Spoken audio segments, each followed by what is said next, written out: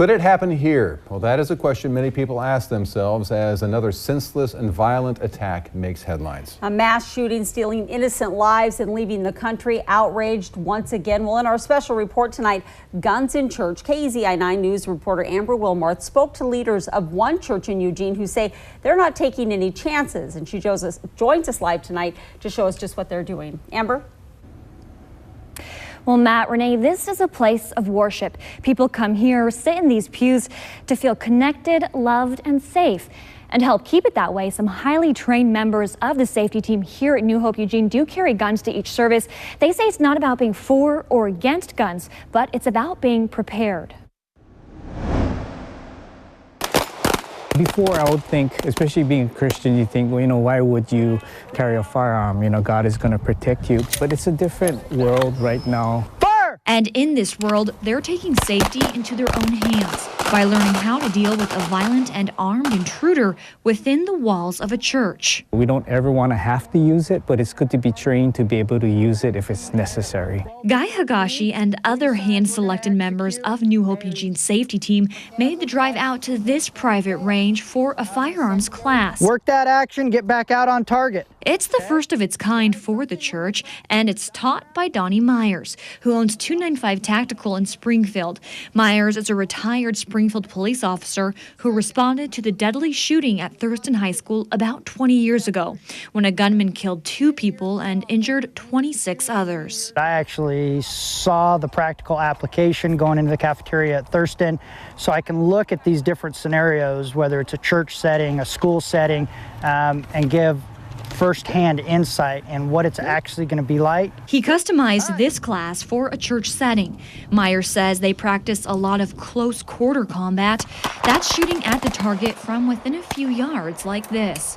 Because inside of a church, chances are the threat will be close to them. At one point, we're shooting 2 yards away. That may be a real-life scenario. As you and I are standing here talking, if you become a threat, I may have to engage in this short distance. During the course, they practice both shooting and reloading. Higashi says the repetition is helpful. They want us to be able to get what they call muscle memory. And that's something I noticed too while shooting a gun for the first time. Practice, practice, practice. Getting that skill level up and maintaining proficiency. That's what this whole day is about. He says practice makes a big difference, from how to hold a gun to aiming it. Every time they shoot, they aim for the center mass of the target. That's inside of these rings. Those rings are the chest area, and it's the largest target. If we try to hit an arm, a head, a leg, we have a potential to miss. And what they're trying to do is stop the person from causing harm. In the U.S. today, 100% of the time when force is met with force, it stops the action. Tom Eichhorn is the training director for the safety team and a retired Eugene police lieutenant. He says each person here has gone through several levels of training and they all have a concealed carry license. The 4th level is the highest level, and that's in those unfortunate circumstances where deadly force may have to be employed. Making sure everybody's safe Eichhorn and moving them out says of the it's area. a level of training that's necessary. Our guys are trained in identifying the pre-incident indicators that will indicate to them there's something coming, and if it does get to the point where the actual implementation of the violent act occurs, then this is the only training that's actually going to stop that. If we can just save one life, then that is payment for us.